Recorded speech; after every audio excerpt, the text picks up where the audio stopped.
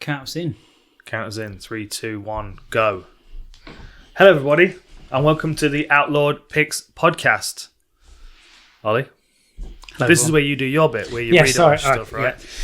Yeah. So what news we got? We've got HardyWallhead kicking off at the minute. Tea's still hot. Tea's still hot. HardyWallhead kicking off. The pros have dropped into camp this week. We've got 6 or 7 pros starting out camp, which you are coming up to tomorrow to have a look. I am. Marcus Mead, Dean Truman, Big Carl, Josh Hamilton, loads of boys dropping in. It's really exciting. It's buzzing. Jamie, you were up there the other day, weren't you? Yeah. Adam's here. Buzzing. Adam was here Anderson's yesterday. up. Yeah. He was here yesterday. Looking sharp. Well, will be looking sharp. Gets his lungs back under him. Yeah. And Manscaped are back. So, obviously, we're really happy to be working. Yeah, we're not going to show you, but you have to take our word for it. Definitely not going to show you. They're smashing it. They're all over the place. They're dominating the male grooming game, shall we say? Someone needs to. Yeah, and rightly so. Mm-hmm. It's a great product. They've made some adaptations to their merchandise. Their 3.0 lawnmower is their premium version, apparently. He's getting good at this, isn't he? Yeah. If you think about how many podcasts we've done now, like 18 or 20? We rebranded 3 times. You shit your pants the first time. When No, we I did. wasn't. Yeah, you was. No, I wasn't. He was. No, I wasn't. He was. No, I wasn't. You was. You were trying, but it was. I mean, you Not at all. I can tell you've been rehearsing Not at this all. in the mirror. I'm impressed with it. There's Come no on, way. Come on, we're not done yet. What else have we got? Yeah. So basically, Can't if drink you your tea, need huh? to keep your hair in shape and you don't want any cuts on your nuts, did practice that one a little bit. Cuts on your nuts. Cuts on your nuts are no more. Then get across to Manscaped, and of course, if you drop in full reptile at the checkout, you will get 20% off and free shipping in the UK. Pretty good. Yep. Great company, we like them, and they actually, if you go and watch some of their adverts, they're pretty funny. Yeah, they are. They got some really good creative guys going on there. And I did cut my hair with them. That's why it was so short last time on the podcast, and I got a load of shit for it. Did you notice in the comments? Yeah. Yeah, I know. People concern themselves too much with other people's hair, don't they? Well, with other people, And I've been they playing that concern samurai themselves with game, stuff which is that- the way I'm going from now on. I'm going to start wearing long dresses and I think someone carry called you a sword with me. samurai, and I was like, I bet you like that. Fucking love it. I bet you fucking really Love like it. that. We also have one more thing, sorry to interrupt yeah. you yet again, one of many times that will happen this episode. We have an offer on. So if you buy one of our beautiful full reptile now jeans, as modelled here by Dan Hardy, X-Brain will send you, or we will send you on behalf of X-Brain, a sachet of New Mood. L-tryptophan and 5-HTP in the New Mood will help you sleep. One of Onnit's products, and is a very, very good product. It's been around for a long time. It's one of their flagships, really, and it's a very solid product. They will send you Don't have it if you're only getting like 4 hours sleep though. You need to make sure you allocate the 12 hours. Block out an 8 to 12, Yeah. I did 14 hours on it the other day. And on the flip side, don't mix these up. So the Boost sachet is a good solid dose of 200 milligrams of caffeine and some magnesium in there. That is like a pre-workout. Very solid. Again, very solid. That's definitely loud through the mic, isn't it, Jamie? Definitely what? Oh, the crunching. Of course it is. You know what? If you Your want some mic free head's sachets, okay. you're just going to have to deal with the crunching. I'm sorry. No one can hear you. They can just hear. I'm done with the apologising. It is what it is.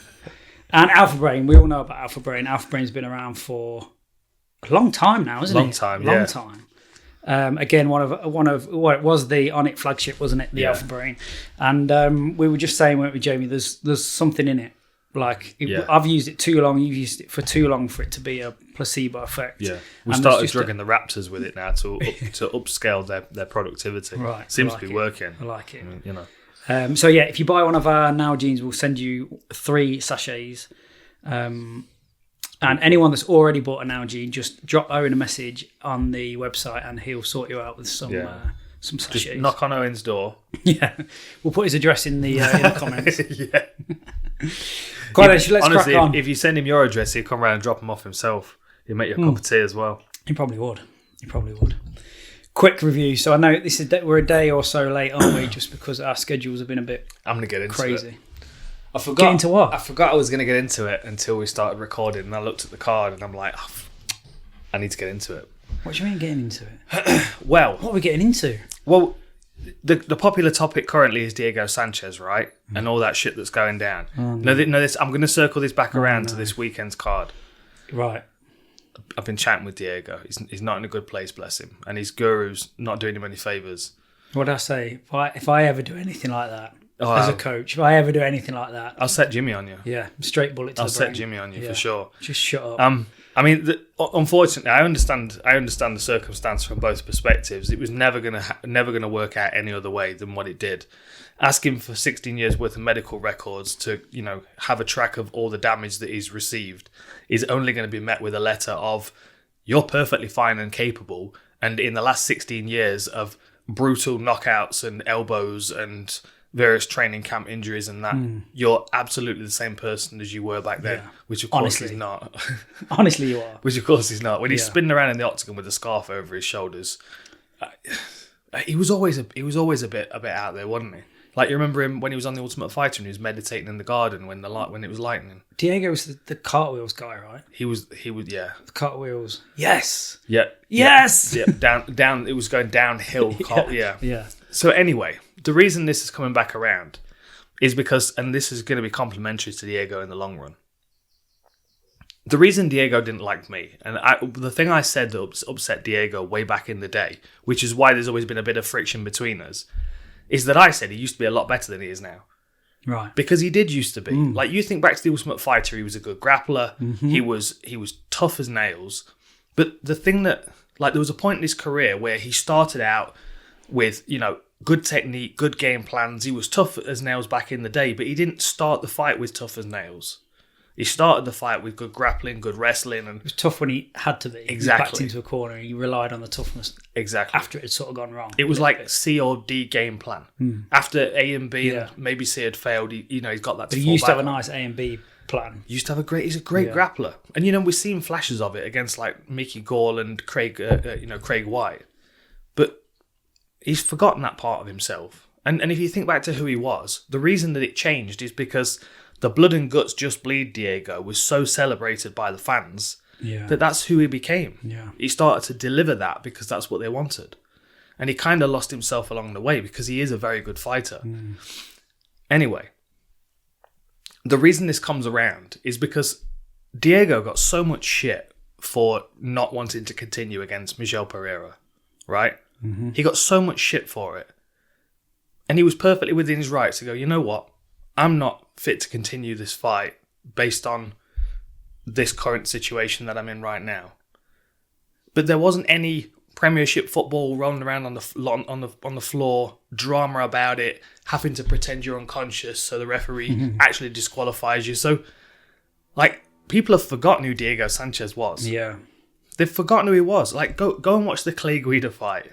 Yeah. Like go and watch his fight against BJ Penn. But there is something, like, it almost goes against the unwritten rule. Like, you guys are our heroes. When you go in there, you're our heroes, and we can't even like contemplate that you would withdraw yourself from the fight because you're a prize fighter. That's what you're doing. Do you know what I mean? That's the I understand. I completely understand. He's well within his rights, and from my coaching mindset, I'll be like, oh yeah,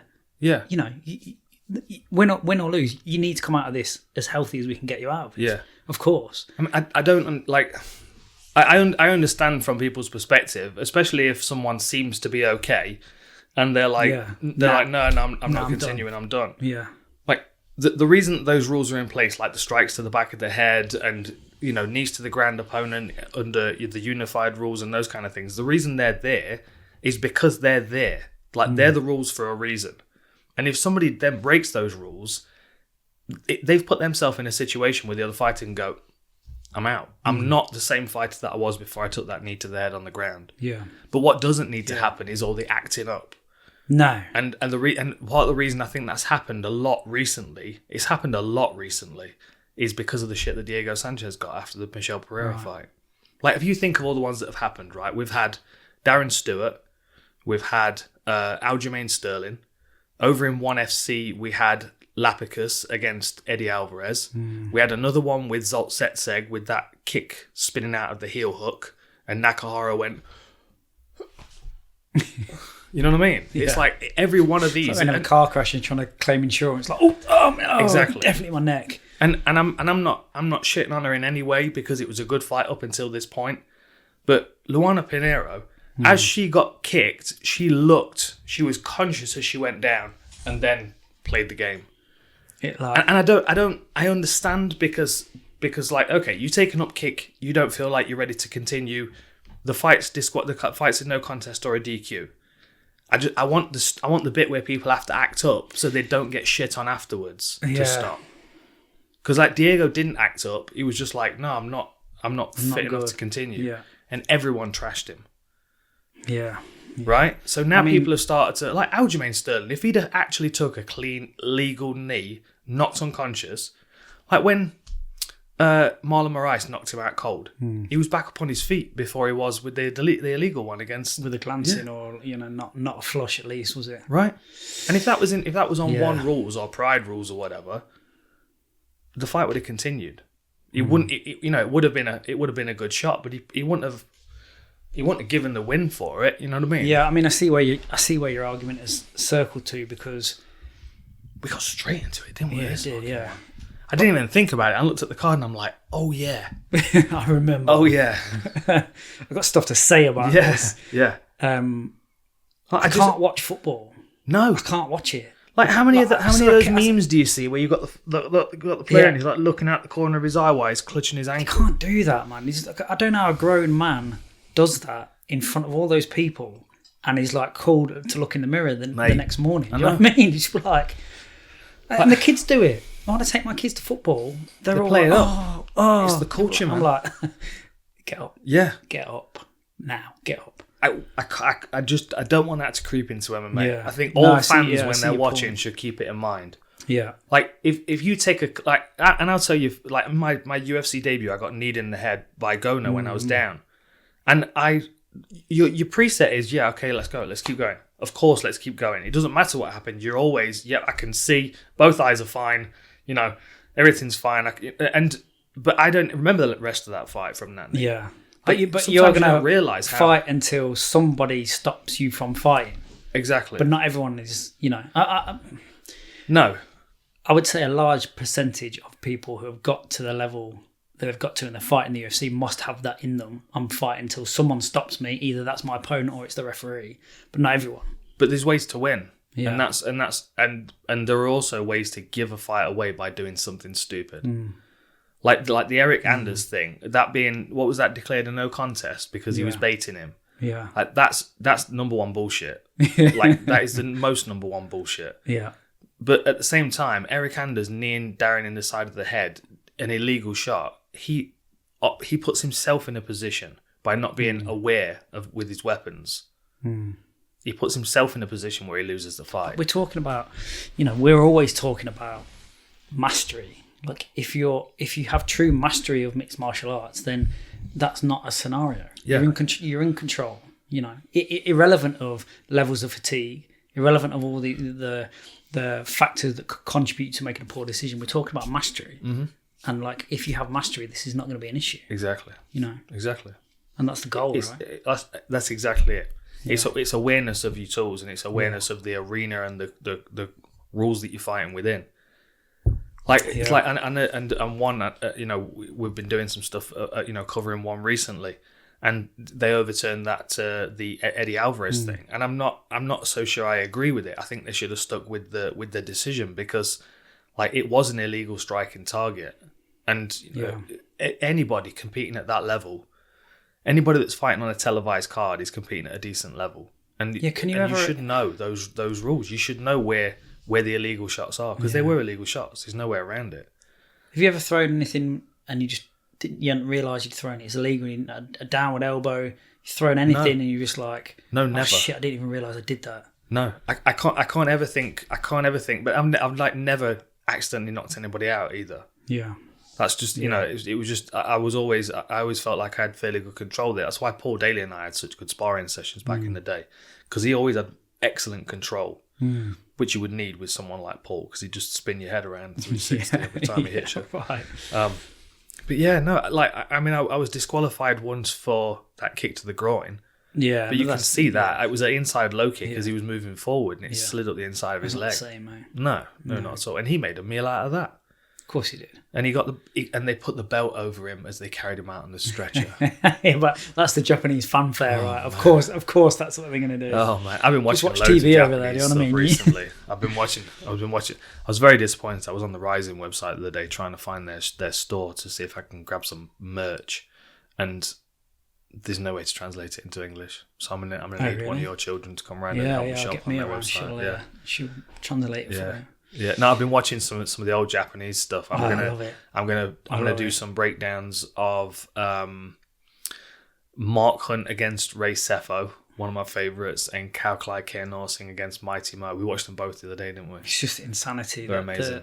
The Sefo and Mark Hunt fight is just insanity, isn't it? I love it. It's one of the best kickboxing matches that's ever happened. I said to you the other day, 99.9% of that of the global population can't take one of those shots. Not one of the shots in that fight, and they were taking hundreds, multiple, and laughing at each other and kissing each other on the cheek. Crazy, insane. Yeah. And the thing is, you saw that comparison as well, because you don't quite realise how much, part superhero Sefo and Hunt are until Hunt progresses to the next round to fight Adam Watt, and he cannot deal with Hunt's power, and he cannot hurt him. God, that's Salman power. That's amazing. Can't miss. So anyway, that was my speech about the prelims. Yeah, and the rest of it was largely kind of kicked off with a bit of fire there, haven't you? Yeah. Yeah, right. I mean, Diego's released, right? Yeah. Gone. Yeah, I hope one signing. I'd love to see him fight Aoki. Yeah. Imagine that. Be a good destination for him. Be a great fight for him. Yeah. We were saying they need a few more names, a few more recognisable names. Be an interesting proposition for some of their striking based guys as well to have to deal with him. I just don't think his coach should be allowed to travel with him. No visas. I think so, no visas, I'm afraid. No. Yeah. I do feel bad for Diego because he's in such a bad situation where he's right at the end of his career. I bet he's you imagine we feel we were moaning before the camera turned on. My hip's aching from something I've done. You're fucked, aren't you? We're all getting old. You're 14th, May. 13th. Okay. 17th. Yeah, so you're a lot older than me. Yes. Yeah. You're massively older. You keep saying 3 days. Yeah, I know. I nearly said 3 days. Then I quickly did that very immediately. 14th, basic maths. Right, 13th. Yeah. Okay. 4 days older. Yeah. So we're both 39 heavy 4 days very though. soon. So it was a long 4 days. Yeah. 4 days. Yeah. I don't know what happened. But Diego's been fighting in the UFC for 16 years. Yeah. He's had the hell beaten out of him. It's not even fighting in the UFC for 16 years. It's the training to fight for 16 years. It's the 16 years of training that's the problem. I'm going to pull up his Tapology page. You can see how unscripted this I can show it. Right. The spirit of Owen's in the room. Of course you have. I've got seen you reading from it. Yeah, I've got a script. I don't know how much money he's making off these podcasts. I don't know. It's in my house and everything. I didn't even get electricity money for it. Come on. What was I searching? Diego Sanchez. Yeah. Diego Sanchez. Comes up higher on the search of Diego Maradona. How about that? So the reason I'm pulling up his Tapology page is because it tells you how many fights have been cancelled for him as well. Oh, poor Leon. Again. Mate, we literally can't catch a break. Literally, what was it? Friday, Saturday, Sunday researching. Getting ready, getting the playlist together, getting prepped. We finally got to record it yesterday, and we were done by 10:30 p.m. Sent all the files off, went to bed, woke up this morning. Cancelled. Fight's cancelled. Well, postponed. Yeah, but Yeah. A month, a lot of things happen. A lot of things could happen. Enough could happen that month. You'll have to completely redo that again. There you go. I bet people don't realise that it's basically over a day, right? Oh, what, for preparation? Yeah. The breakdown shows take me 3 days. It takes me 2 days to prep, and then the day that I shoot is the day I have to, kind of go through and get my brain in gear. Yeah. It's a lot of work to get cancelled the next morning, isn't it? But so many have gone over the years. That's why we started doing the war rooms closer to the weekends, because it was over the years, the amount of shows that we've recorded, the amount of money that the UFC have wasted on shows that no one's ever seen, that were good shows as well. Especially what they're paying, putting out per show. Crazy. Yeah, well, we're on the stock exchange now, so Better tighten that That's up, it, or the innit? shareholders will have something to grumble about. That's why they're firing people left, right, and centre. Well, I just keep telling people that they're doing their job wrong, and or they're not doing their job at all. Or just, and that's my error. Do something vaguely close to your job. I'm such a mouthy prick. I really am. Would help. Don't lie though. You don't lie. Don't lie to me. You I'm gonna call you out on it. Mm-hmm. Anyway, moving on. So where are we? Are we? Well, still... you were looking at Diego's topology. I'm done. I've looked at it. All right. It was fascinating. You're just looking at it. You're not going to tell anyone I'm about not it. sharing anything about it. No, why would I? Anyway, everyone knows where topology is. They can look. It's just the thing is, it shows you how many fights have been cancelled, and he's had loads of injuries over his career, with various things and surgeries, and and then he's always spent his money on weird shit like, do you remember the anti-gravity chair he bought? It cost him like $15,000 or something. No, I don't remember that. I love the guy, but he's mad. Crazy. He's mad. He is a bit mad, isn't he? Ultimate Fighter Series 1. You look at the people he's fought on his record. Wins over Koscheck, Kenny Florian, Nick Diaz, John Alessio, Cara Parisian, Joe Riggs. Yeah, but this is when he was like early days, mate. Plan A, Plan B Diego. Yeah, this was good Diego. Yeah. He, lost a decision to John Fitch. Pre-Guru, pre-Cartwheel, pre-Awakening, pre-Finding Christianity again, pre-Abandoning Christianity and going back to being a nightmare. All of it. Just find somewhere in the middle, Diego. Contender. Just leave the ends of spectrums alone. Just find somewhere nice and safe in the middle. Yeah. You'll be right. 11th greatest lightweight fight of all time against BJ Penn. He left about 4 pints of his DNA on the canvas in that fight. And he was always between weight classes as well. He was those 162 guys, He was. He was really good. Like, you look at some of the monsters he's fought and beaten. Bill Kyden, Fioravanti, Joe Stevenson, Clay Guida, Paolo Thiago, Martin Kampman, Takanori Gomi, Ross Pearson, Jim Miller, Martin Held. Like, there are no easy fights here. Good era. Good era back then, wasn't it? It was a fun era. But I mean, that illegal knee, you got a 4-fight losing streak now, and now he's been, a 3-fight losing streak. Now he's been released. I hope he gets picked up by someone. I just don't want to see him in bare knuckle because he's already got too much scar tissue on his face. I want him to go over to like One or Rising and have some like superstar fights, like rematch Gomi and Rising, or I'll take the winner. I'll take them both at Saitama. Oh, imagine 50,000 seat arena. Everyone wearing outlaw bandanas. Badass, wouldn't it? All about Saitama Arena. Okay, so do you want to talk about the main event? Well, this will cheer you up because you picked Chikadze's body kicks, didn't you? Of course you did. It's the reason they call it the Giga Kick. If someone's got a technique that they call themselves, like Mike Swick, he's Swickatine. Don't put your head out. Yeah. I mean, he was devastating. It was devastating, weren't it? And like anyone that's been hit with that shot before, it all went. Ooh. Yeah. Yeah. So what do you do with him? Well, he's called out a couple of people, hasn't he? Yeah, but I think he was trying to get rematch quickly. I think he was trying to get on to fill in this card coming. I think that's what he was saying. He's like, I'm sweet. And someone's dropped out, drop me in, I'm good. I bet we've not got updated rankings yet, have we? No. But I mean, like... Oh, no, he is. He's up. He's at 10 now. Oh, is he? He's at 10. I tell you what would be a lightning fight. And Barbosa's fighting this weekend, isn't he? Yeah. Like, no, sorry, he's on 262. Right. Can you imagine Barbosa against Chikadze? Kickfest. Yeah. Love it. I was thinking Evloev as well, but he must have jumped above him. Evloev would just wrestle, smush him into the fence. Yeah. He won't be able to do anything with that. That's the thing with Giga is I don't think his grappling game's quite elevated to the point where, if you put him in there with some of those really strong wrestlers in featherweight, he's going to struggle with. Yusuf's Zalal be a fun fight, especially because he's always on his bike. Yeah, I mean Aldo would be a fun fight. Oh, it's bantamweight, isn't it? God, Aldo moving down to bantamweight. Yeah, I would like to see the Barbosa fight, even though Barbosa's below him now. Who's Barbosa got on 262? Chikadze seems game though. Burgos, that's it. There we go. Yeah. So I mean, the winner of that'd be a good shout. Yeah. Winner that, Shane Burgos is a place above him. So say Edson Barbosa beats Burgos, Giga and Barbosa is just a kickboxing extravaganza, isn't it? Giga against Calvin Kattar would be a great fight as well, or the Korean Zombie. Calvin or matched. Calvin's not matched, is he? I don't think so. No. I think he's still getting ice pack on his Yeah, head from maybe, Max yeah. Holloway. Giving him Yaya a good Rodriguez time. would be a good fight for Giga as well. Flashy Yeah, I kick wouldn't here take against. that though, would he? No, Too high up. yeah. Yeah. I think Giga's looking good, and I think the way to beat him, the person that's going to test him, is someone that can clinch him and ground him. I mean, what is he, a purple belt now, Brazilian Jiu-Jitsu? Something like that. Yeah, you're right. Going back to that Evloev matchup, that's not going to be enough, is it? No, he'll just get drowned up against the fence. Do you think... So what did you think of the Cutalaba Jacoby draw? Because it was a draw, right? Twice, yeah. It was a draw. It's that thing that you know where it was going. Yeah. But, Cutalaba did so much in that first round. He just,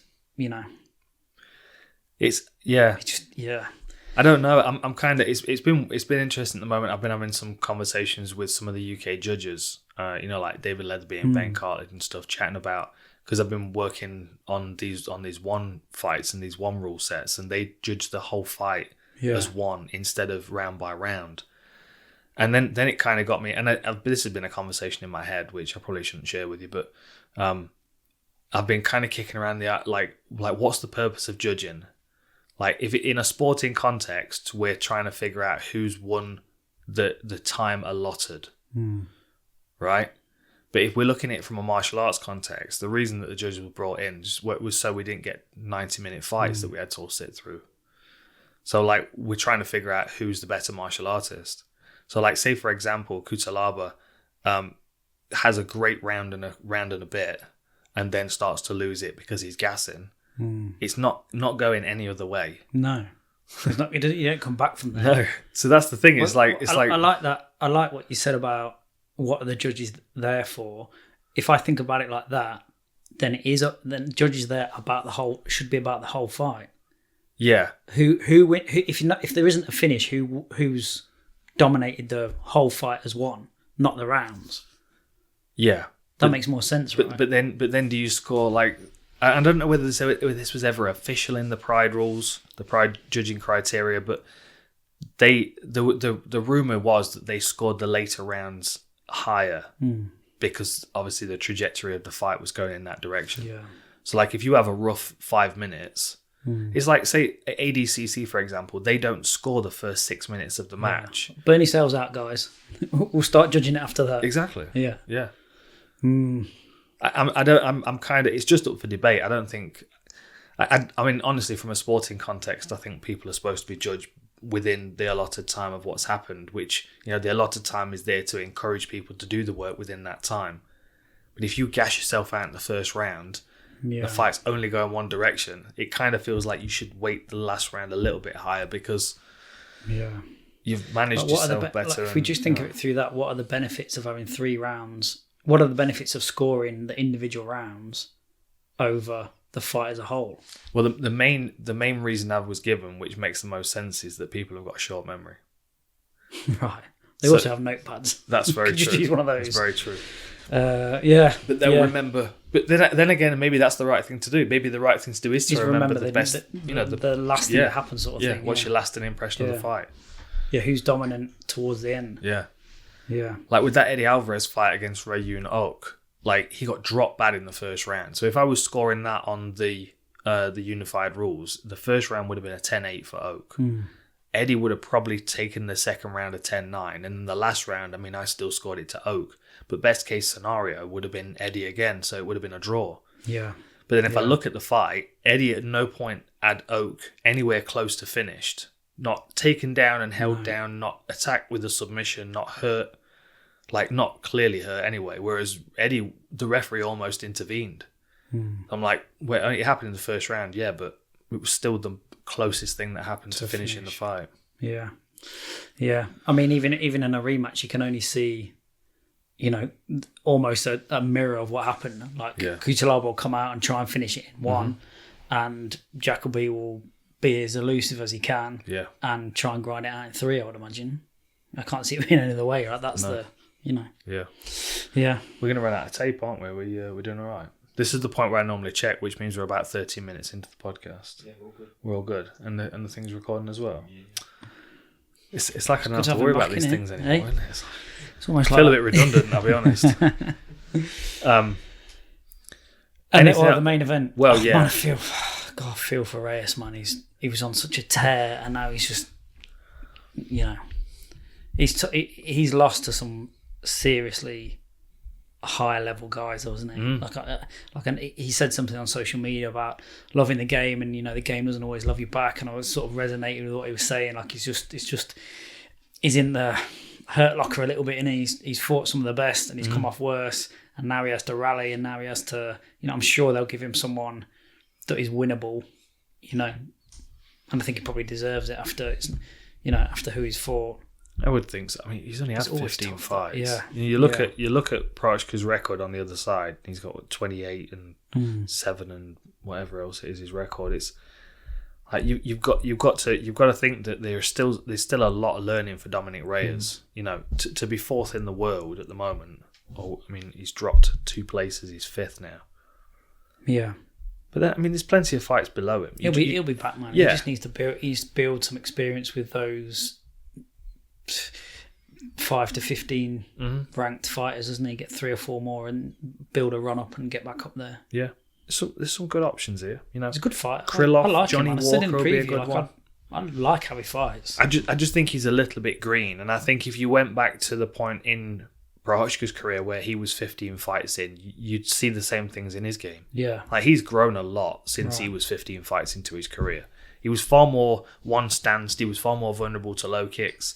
So you can see the gift of time that Prochazka's had to fill out his experience, and Reyes has just not had that. He was picked up as a prospect because he was smashing everybody early on. Yeah, and he got accelerated super quick. Yeah, and that's where he's at right now. So there's plenty of time to get him back. I mean, he's only young, isn't he? Still, he's in his 20s. He's 31. It's plenty of time. Prochazka can make a run to the top. Yeah, I think he can. I think so. Yeah, I think he's awkward enough. I've been trying to think of other fighters that are like him. I was watching one today actually. Tim Elliott's very similar to that. Corey Sandhagen's like that. We're seeing those fighters. They've got those unorthodox movement patterns where they're just they're more focused on the space between themselves and their opponent, and not so much on the techniques they're going to throw. They just throw what's there, and just flow through it. Nicely put. I like that. Yeah. We'll see. I think he's very good, and he's tall enough, he's big enough, he's strong enough, he's conditioned enough. He takes a big shot. I mean, he's done that in both of his fights so far. You got to think whoever comes out of this winner of the light heavyweight fight between Yan and Teixeira, both of those guys are pretty much bread and butter kind of fighters, orthodox, good straight punches, strong in the clinch, good kicks, strong top game, good fundamentals, as we talk about with Glover Teixeira specifically. But Yan's a slightly younger version of the same kind of model. Prochazka's so different to that. Yeah, he's a spanner in the works. Yeah, a wrench for those in America. Yeah, right. Fun prospect, eh? Really fun. Well, this card's a train wreck. It's been all over the place, hasn't it? So I think we settled on something, haven't we? Yeah. Cowboys coming to bolster the card. Yeah. Well, this is the problem, isn't it? So we're recording this on what day is it? Oh, it's May the 4th, isn't it? Dun dun dun dun dun dun dun dun. Oh shit! You're gonna be in trouble now when Owen sees the. You should have super glued that on. Let's super glue it. Look at that Chewbacca. Hang on. Back before I break. That's good. Thanks. Yeah, so it's May the 4th, isn't it? So at the moment, I'm looking at the Tapology card, which has Cowboy way down at the start of the main card and 7 fights on the main card, which can't be right. But then Wikipedia don't even know what day it is. And UFC think they're Bellator. For some reason, their card's all over the place. So no one seems to know really exactly what's going on this weekend. Oh, hang on. Wikipedia's finally updated to the... just in time. Oh, look at that. Well done, Wikipedia. Someone will be talking shit. It's amazing that they are... if I was the UFC, I would want the it should be card the best right. website the in the fastest, fucking world. The fastest thing. We should, just not say anything about it. But it's so frustrating how bad the website is. Yeah. Like, why have they not got all of their fighter stats on there? Why are their records not accessible? Like, why can I get more information from Sherdog or Tapology or Wikipedia than I can from the UFC website? Yeah. Of all the things to get right, you'd think we'd get that right. Anyway, not our problem. Anyway, so who's kicking it all off? First thing. Well, Wikipedia page has got Christian Aguilera against Carlson Harris as the first fight on the preliminary card. So shall we start there? That's cool, because I haven't even looked at that. You know, looked at that now. That's not even on my list. Wow, oh dear. Wow. Carlson Harris has fought our friend Carl Booth. Has he? I think it was in Brave. Yeah, Carl's with Brave now, right? Yes. I had a look at both of these guys. Christian Aguilera's had a couple of fights in the UFC. He's a lot of fun to watch. He's got very heavy hands. So he fought Anthony Ivy in his debut and knocked him out in the first minute. Just heavy-footed, settled power puncher. I know who he is. But then Sean Brady in his next one, man's got tattoo power. Yeah, man. He's got a nasty guillotine, hasn't he? And that was one of those where he adjusted it and he had one hand controlled on his chin and then he readjusted it and he fought till he went to sleep. So, he's 1-1 in the UFC. I always think with that, when they're... Because like an amateur intermediate thing to do is to hold on to guillotines too long when you know you haven't got it. Well, you don't know you haven't got it. You think you've got it and you haven't got it. But then when I see like the elite level adjusting, like what is the thing that is keeping them in there to adjust compared to like a rookie who is in there when he shouldn't be in there. Well, that's the difference is the word adjust. Yeah. So, like, Nate Diaz is a really good example. He's got 4 guillotines on his record, and not one of them was a clean, perfect, wrap you up and finish you with a guillotine. It's more like just edging into position, didn't he? Yeah, I mean, I can literally play all 4 of his guillotines through in my brain. But so the Marcus Davis one was half guard top, and he wrapped him and dropped off to the side, but had to adjust. Melvin Gillard shot a lazy shot, and he landed on his ass with his legs wrapped up and actually went for the guillotine there and finished it. Yeah. Jim Miller's shot ended up getting his tongue caught between his teeth in the guillotine. That was rough. But like each one of the Nate Diaz guillotines, none of them were perfect. There was always something that he had to tweak and change. Then you think of Brian Ortega. Like, who was it he guillotined when they picked him up and he just had a chin strap, one-arm guillotine, and then he grabbed it and finished it? I'm not sure.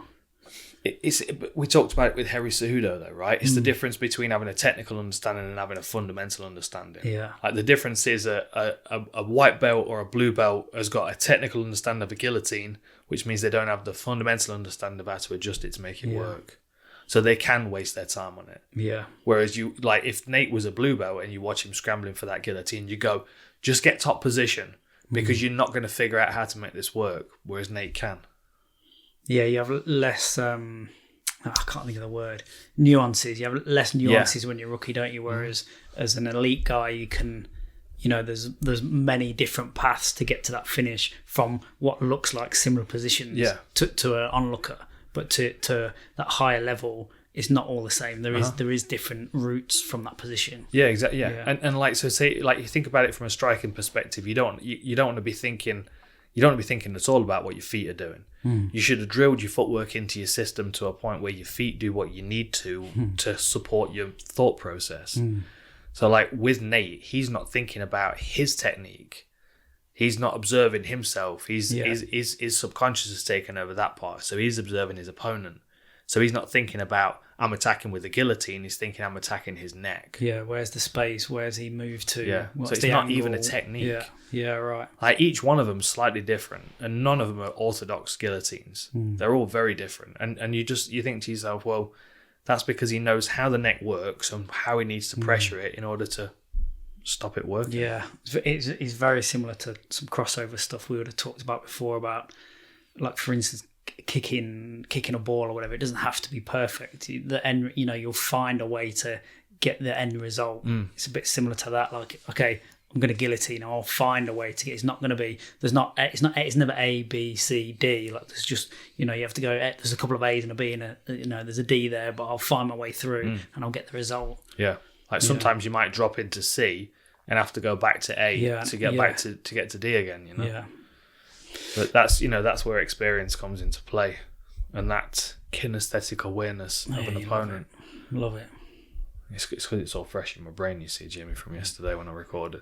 You watch that McGregor breakdown, though, and like the different stages of control. Like, we went through it, didn't we? And it's like McGregor shoots, he slides into a guillotine, and McGregor knows that that's Nate's game. So he runs around to try and pass. Gets one leg over, but Nate manages to sneer the other one with his legs.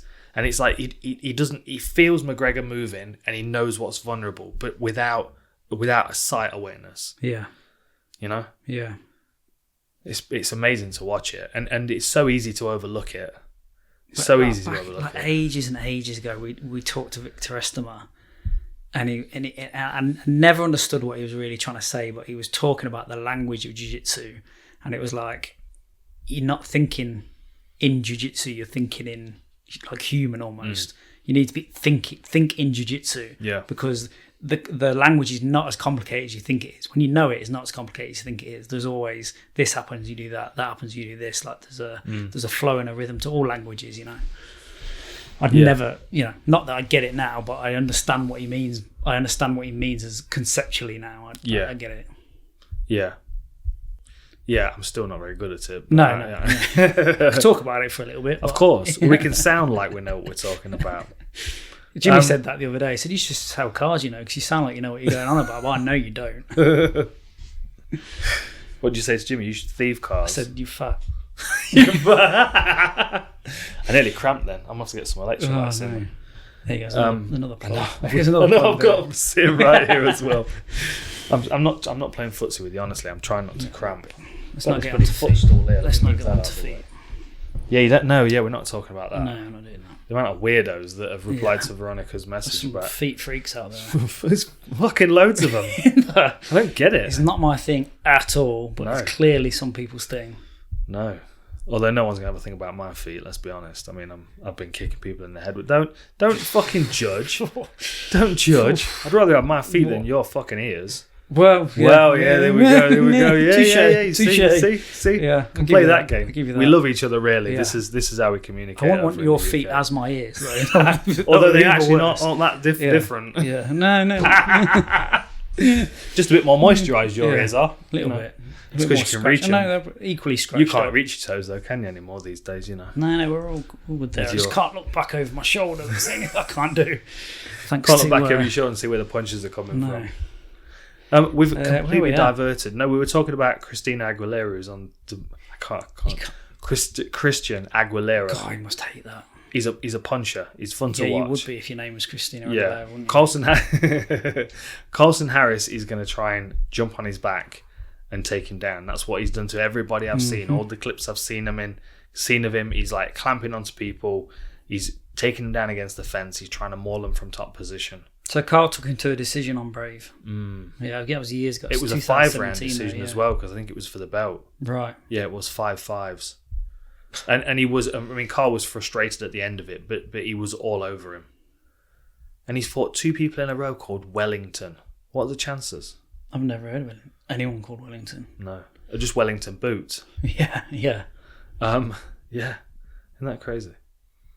Yeah, right. I mean, he's making his UFC debut 1-1. What are you saying? What are you saying? I can't pick. You're gonna have to. I'll say Aguilera's gonna take it then, because he's a little bit more experienced, a bit more pop in his punches from what I can see. Already been in the octagon a couple of times. Good scrambling, strong in the clinch, good takedown defense. What's UFC stats saying? The other guy making his debut. I know he's fought in Brave in a few other places, but it's a different thing stepping into the UFC. It has that effect, doesn't it? Yeah. We've seen it too many times for it not to be a thing. And fair play for the guys that can come in on debut and deal with it. Like, it shows a certain mettle, doesn't it? Yeah. Certain staunchness. It does. To be able to do that. I would lean towards Aguilera. I need to close some windows on it. I'm losing track of things. Okay, the next one is Jun-Young Park, the Iron Turtle. I love his nickname. Wow. Against Tufon Nchukwi. Nchukwi, yeah. He's powerful. He is. I was surprised he was a middleweight. I thought he was a big light heavyweight when I was watching. He's got a light heavyweight's back on him, hasn't he? Yes. Yeah. Yes. He's quite measured though. Yeah. Like he's quite good measured. high kicks. Yeah, really nice. Surprisingly good high kicks, and he doesn't overthrow them either. He's not like overusing them like that. Was it his? He was on the his contender series. Yeah, that was a head kick knockout, wasn't it? And then he also landed a head kick against his next opponent as well. Come on, where's my? I thought Jamie Pickett. I just thought he was very measured and very methodical. Not many fights though. 5-0. No, 5-0. 3 amateur. Yeah, and a lot of short fights as well. Jun-Young Park's had 3 times the fights. Yeah, he's a funny dude. Jun-Young Park is. He's got a weird voice and he knows it and he plays up to it. But he's just a fun dude. He's got a real fun energy. Man, he's fought. He took John Phillips and Barrio. Yeah, that is English weather. Yeah. Beautiful. There's some tough scraps. John Phillips and Barrio are. They're not sharpshooters. Do you know what I mean? They're not sharpshooters. They're tough dudes, though. Tough scrappers. For sure. I mean, I would say Nchukwi's got a bit more finesse in his striking, and he can fight out of both stances as well. Oh, mate, he did a beautiful thing on the contender series. I'll show you after, but you would have seen it. But it's all the things that we've been talking about is, when you talk about people skirting the octagon, and at a certain point, instead of following, you just blend into the opposite stance. He did that and threw a rear leg kick off the. Once he'd blended through a rear leg kick as they changed direction. It was really, really nice. I'll show you after, but nice. You'd appreciate it for sure. Nice. Yeah. I mean, I think he's a more talented striker than Park's faced as of yet in the UFC. Maybe not any more heavy-handed than John Phillips. But it's going to be difficult for Park to keep away from him with those kicks. Yeah. I can see Park getting smacked, even if it's to the body. But Park must have some awareness about him to not get caught by John. You know what I mean? John throws some power in his hands, doesn't he? He does. I mean, he grappled a lot in that fight. Yeah, I think he'd been working a lot of judo in the build-up, and he's got subs on his record. I mean, he's got rear naked chokes. He's got an anaconda on his record. He's just, I wouldn't say he's a massive puncher. The fights that he's ended with strikes have been because he's worn people down. He's hit them with a volume of punches, and the difference in this one is that he's got to spend 15 minutes trying not to get one clean shot on his chin. Yeah, and I don't know as he's strong enough to be able to grapple with Nchukwi. He just looks like a light heavyweight. He looks like he's got not a shred of excess weight on his frame. Yeah, and I think agree. Park's going to look like a small middleweight in front of him. Yeah, Nchukwi. Why am I making the picks here? This is not how it works. No, we started off because I didn't watch that first one. Oh, it's because you're not doing your damn research. So what you bring notes for then? Well, I have, but the card's all over the place. You know what I mean? All over the place. Nchukwi, I'll pick it. And he was like, "No, I'm ready to record yet today." This was yesterday. I was like, "No, I'm ready. I'm ready. I have had a little bit on. I have a little bit on over the last 24 hours. Not like you've got kids or anything. There's a bit going on. Okay. Who's next? Greene and Lima? No, I've got Benoit against Adashev. Adashev.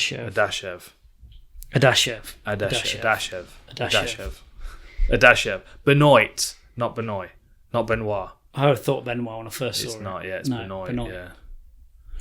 I always feel really bad for Ryan because he's a good fighter. He's on a skid. He's on a skid. Bad. And his record doesn't do him justice. He's not a 10-7 fighter. Right. Split decision and 2 decisions. You know what I mean? Like, it is a skid, but it's not like 3 KOs in a row, is it? No. He's a good fighter. I don't think that he's I think he's suited at flyweight. I don't think he's quite big enough for bantamweight. But he's just not found his feet quite in the UFC. He's up and down, but the majority of his losses are decisions. 7 losses. He's had 5 decision losses and 2 submissions. 8 knockout wins out of 10 victories.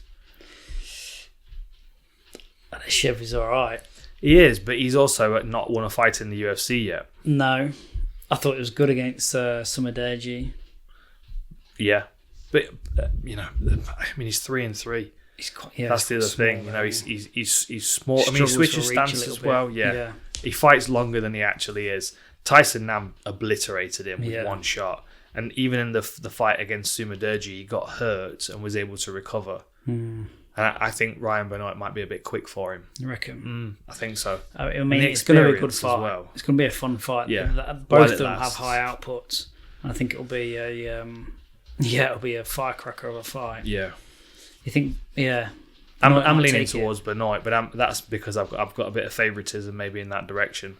But I do. Experience-wise, skill-wise, I think he hangs. I think he's. We've not seen a great deal of Adashev's grappling, but he's listed as a professional kickboxer, and he's got kickboxing fights on Fight Pass as well. Yeah. So I would say that Benoit's got the MMA advantage in this one. It'd be good for him to, get a win on his record and sort of reset that record a little bit. Yeah, trains with Danaher and Ricky Lundell. Ooh. Imagine that as a combination. Ricky Lundell to put you where he wants you, and then Danaher to strangle the life out you and rip your legs apart. Good combo. Yeah. That's a very good combo, yeah. Yeah. Yeah, well, we'll go with Benoit then, shall we? Yeah, I reckon so. Nice. Ludwig Klein against Mike Trizano. Here's a turn up for the books today. This completely took me by surprise. As I was watching Trizano fight, I said, that's a well-designed tattoo on his upper back of the MT in like a all connected up and in with the Italian flag. And V sitting across, she went, "Yeah, that's the Scarface logo." Oh, really? I'm like, I didn't know that. Yeah, it's a Scarface logo. Okay. It's a cool design, but anyway, it just surprised me she nailed that. She's not normally a movie or trivia kind of gal, Okay, there you go. But yeah, so Mike Trizano's got a Scarface tattoo on his upper back, and Ludwig Klein missed weight in his UFC debut, and it was the only thing that people were talking about after his win over Shane Young. Smashed him. I thought it was amazing. Because Shane Young's good, stance, right? Very good. Yeah. Another guy whose record doesn't really do him justice. He's better than what his record would suggest. I thought Klein played with space really well. He was just out of range a lot of the time, wasn't he? And is he a southpaw? Well, he switches his stance, and that was part of the reason why he was able to keep pressuring Shane Young once he got him hurt, is because he'd switched stances to throw the high kick. He was playing a lot with the front hand, wasn't he? Yeah. And he was just using that as a range gauge. His nickname is Mr. Highlight. Yeah. It was a good finish, wasn't it? Yeah. It was a really good finish. Very patient and then very, very, very precise with his power. Yeah. Once he chose to let it go. And the Mike Trizano on the flip side, he's a very slow starter. Right. He's a very slow starter. He's technically he's a good fighter. Well, he's a good fighter. Yeah. Technically, he's a good fighter. He's had a couple of close fights though. Like his fight against what's his name? Oh, Violent Bob Cook. Violent Bob Ross. Luis Pena. Yeah. He had a good scrap against Pena. That was razor thin though. It was really close, and he's just a very slow starter. He seems to find himself in really bad positions really early, or backed up really early. That might not work out for him very good in this one. No. Yeah, he got that loss against Grant Dawson. We were speaking earlier. Like, Grant Dawson is legit. Yeah. I think he's going to be really, really good. You got his poster on your bedroom wall, haven't you already? No, I do not. Just think. He says he hasn't, but I used to have Pamela Anderson on my. Did you really? Yeah. Pamela Anderson. Yeah, I never really was interested. Like last in year. Pamela Anderson. Sometime last year, I took it down. Did you? Sometime last year. Yeah. No. When I was a teenager, it was Pamela Anderson. Oh, it was a long time ago, wasn't it? Yeah. Well, not that long. Well, it's quite a long time ago. You had Pamela Anderson posters. I had Megadeth posters on my wall. That basically says it all. That says it all. I had Megadeth. And that, that massive Bruce Lee poster on the wall in there, that was also on my bedroom wall. That actual one? The actual one. Oh, wow. Yeah. The Ninja poster I had, but I've replaced that one. I don't know where the other one's gone. Nice. I think my mum wrapped one of my Christmas presents in it one year. Someone stole my cushion. I feel like I'm sliding down. It's underneath Jamie's chair. And Jamie stole it. Jamie stole it. Are you sliding? Can't Do you believe need it? Great Britain. It's because you've got no arse now. You don't do any squats. That's what No, it is. I Can't keep himself in a back. chair anymore. The He's seat, get back on his the deadlifts. seat is back. The deadlifts are they're going pretty good. Oh yeah. They're going pretty good. Yeah, I'm great at useless non-combat exercise. Yeah. Very good. Where were we? We were talking about Trizano, weren't we? Klein's probably got this, eh? I just think he's brutal, isn't he? Yeah. And I think Trizano's been lucky to keep his record looking as clean as it is. Especially with him being such a slow starter. It just stood out in my mind when I'm like, really? He's like, he just doesn't seem like he gets going. Yeah. And go. Know? Yeah. Whereas Klein is, he's a firecracker, like isn't he? Yeah, I like him. All right, we'll lock Klein in. Okay. Phil Hawes against Kyle Daukaus. Yeah. Daukaus, as in, the younger brother of Chris Daukaus. Tall, rangy, awkward. When did we chat about this before? Not very athletic looking. They're basically the complete opposite of each other. Opposite. Like, I know what we'll do. We'll put complete opposites together, see what happens. That's it. And then Phil Hawes was the actual body cast that they used for the Action Man figure, for the He-Man figures, I believe. No doubt. Can you imagine? Can't you? Was it Czech Congo that they used? They used his torso to cast the Under Armour mannequins. Really? I think they did. Yeah, that's kind of cool. Isn't it right? It's kind of cool. Yeah. When did we have? I swear there's a funny story about Czech Congo. I can't remember it. I can't remember it, or I'm censoring it. Yeah, right. I'm self-censoring. We'll have to wait another 12 years for the time to pass before we can tell that story. Phil Hawes against Kyle Daukaus. Look, this is obvious how this is going to play out. It's either going to be Phil Hawes is going to smash him in the first round, or Daukaus is going to pick him apart and probably strangle him in the later rounds. Can't be any other way, can it? I just don't see how it can happen any other way. If Chris can not get caught, it's all his. Yeah. When you have someone like Phil Hawes, I'm fascinated to know like how much conditioning. I think maybe we said this last time, but how much conditioning can you do with him to get him to the point where like the best conditioning program in the world, like just whatever it is, how much longer can you give him before he gasses out?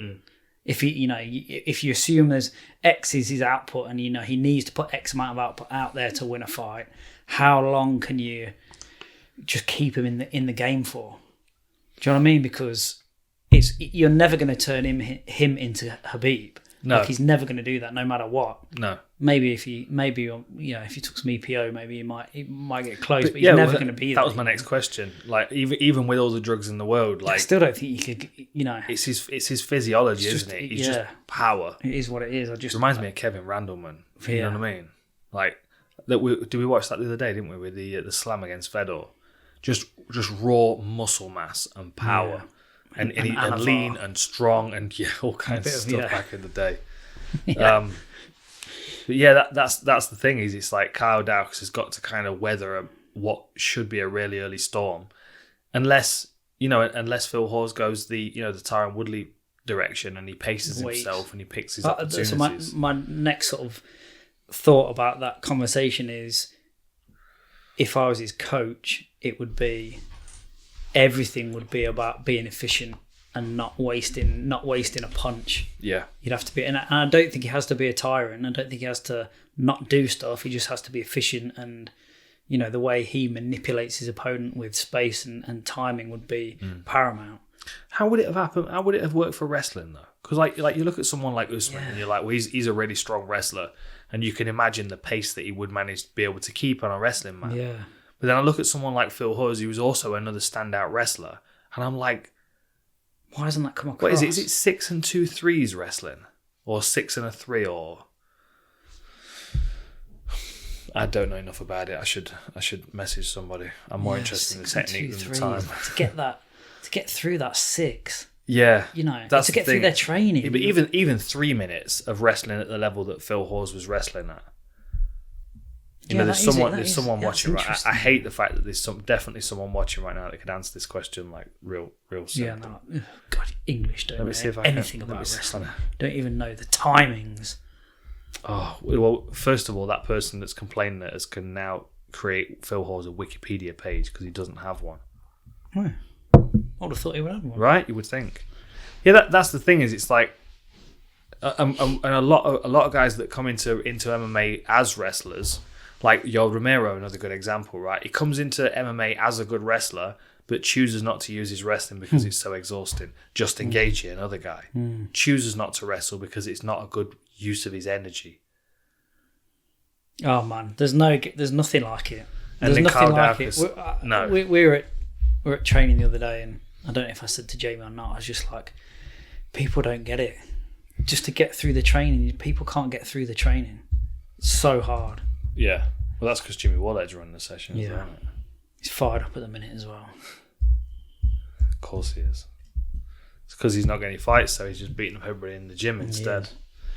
Carl Daukaus reminds me a little bit of Rodney off Only Fools and Horses. What an unbelievable... It's my wife's favourite series. Is it? Yeah. It is great. We were talking about it yesterday again as well. This is the other thing as well with Daukaus, is like you look down his record and it's Das, Reneker choke, Das, Reneker choke. I feel like that's where it's going. Do you think he's elusive enough to cat and mouse it a bit with him and wear him out? Yeah. He's smart enough. He's never been stopped. Yeah. You know, he got triangle in his amateur career back in 2016, but since then, and I think he's a black belt as well now as his brother. I think they're both black belts. Reneker choke, Das, Reneker choke, Das. And you think, you know, Phil Hawes, he's tired, he's shot in, he's down on all fours. It's right there. It's right there. Yeah, right. Lock him in. Yeah, I mean, Phil Hawes, like the Daukaus brothers anyway. Yeah, I do. Yeah, I'm a big fan of both of them. I like their, their fighting style and their potential. I think they've both got room to make some moves in the division. So next, I've got Ben Rothwell against Philip Lins. Right. Unfortunately for Lins, the only thing I remember when I think of him is that karate chop finish from Tanabosa. Yeah, I do. That's the first thing when I saw Bosa last, I was like, that karate chop finish. That was excellent. You gotta love that. I sent you that clip of him, didn't I, about checking that calf kick from this fight, wasn't it? From that fight. It's probably the closest I've seen to what we've been talking about. Okay, right. We've got a problem here. This calf kick's a problem. How are we going to deal with it? And it almost can't be defensive. Mm-mm. You have to attack that. You have to attack that kick and make them pay for kicking you. Yeah. And he did it beautifully. And it jars the hip, doesn't it? Yeah, it almost sort of lunged into it, or like shielded into it. It was yeah. I mean, obviously he lost that fight, but it was a good technique. Yeah. Ben Rothwell is one of the most experienced and awkward people that you could possibly face, and Lynn's been, I mean, what is it at the moment? He's on a 2-fight losing streak. He's coming off a loss to Arlovsky, who's a wily veteran who's been very good at fighting at distance and managing his time and his pace. Tanabosa starched him in the first round, and now he's fighting Ben Rothwell, who's one of the most awkward people he could possibly be facing. Who's got a wicked go-go choke as well. Is this remade? I don't know. I feel like we've talked about this fight. Yes, it is. It's remade from I was watching the 13th of I've watched these two in this context.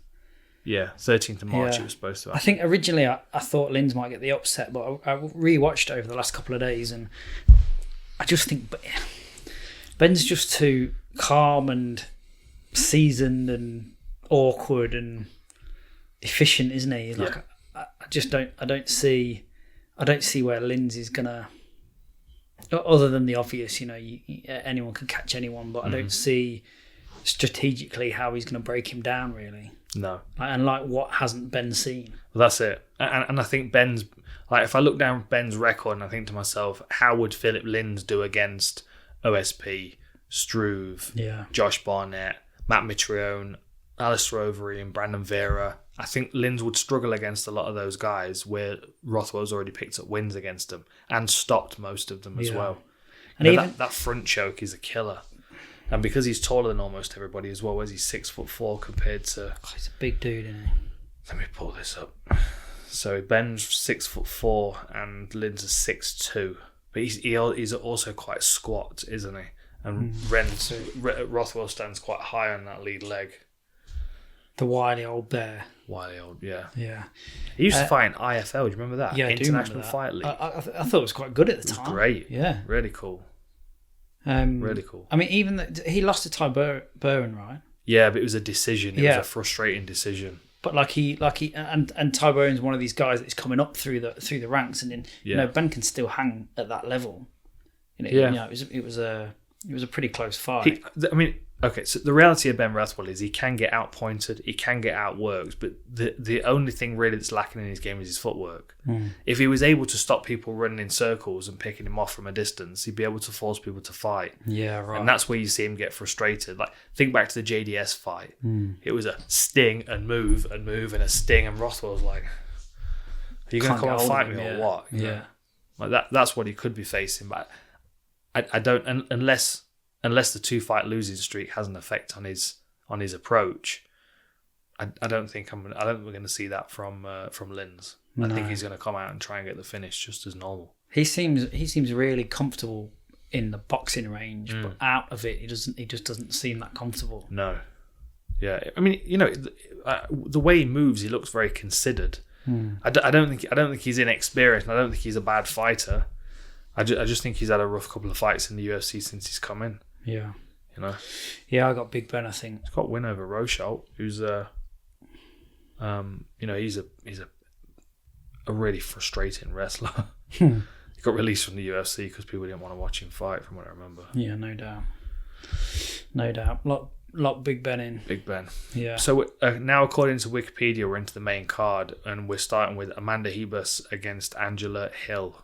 I think this is a cool fight. Yes. I think this is a really cool fight.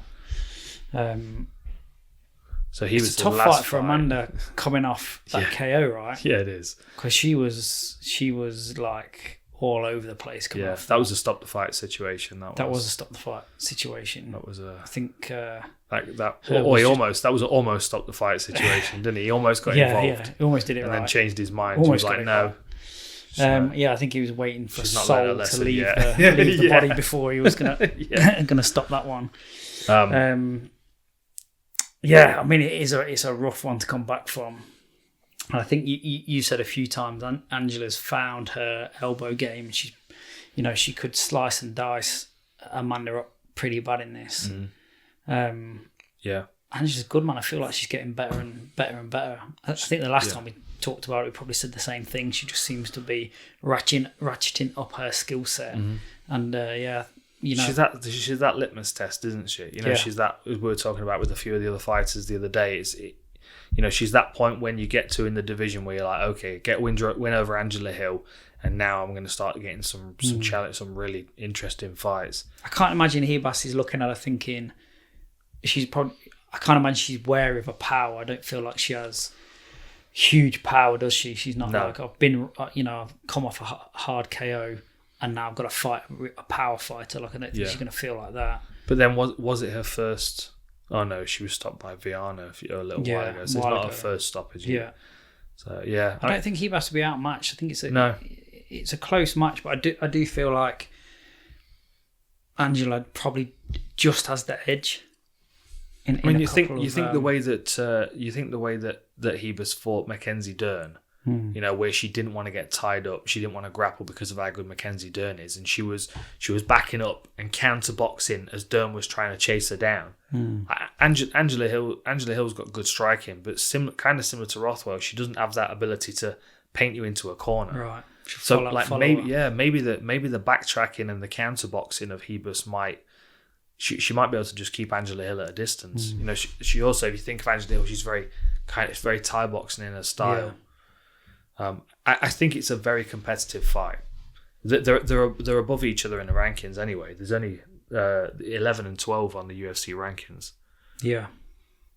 I think it's a really competitive fight, and I would say I'm leaning just a tiny bit towards Amanda Ribas, just a tiny bit.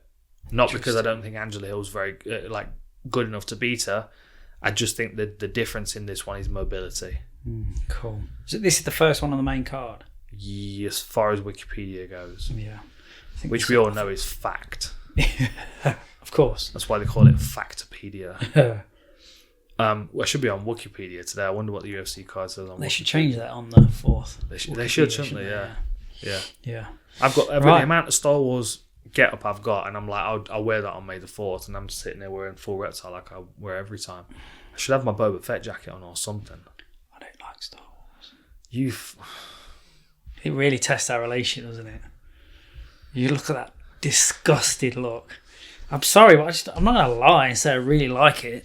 Like, do you know what I mean? It's just you know. I mean, is it about as disappointing as you've ever Is it looked. worth? Oh, there's 5 fights left on the main card.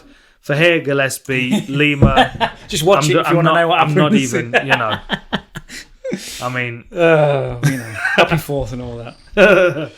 Mate, I don't know how you not got into the Mandalorian series. I tried off your record. I just couldn't. But I don't really. The whole story I don't really get. So doing the Mandalorian thing was like part of a story that I'm not really into. So I was even less into that. True. And I was like, I tried, bro. I tried. If you weren't already a goddamn heathen and you didn't like it in the first place, like you should have been on board with the trilogy back in the school days. I think I watched it like once, maybe. I'm not So sure. what were you doing when everybody else was being cool? I was probably smoking Benson Hedges behind them, shoplifting or something. Smoking Benson Henderson. No, don't go there. Don't take it there. I just can't believe.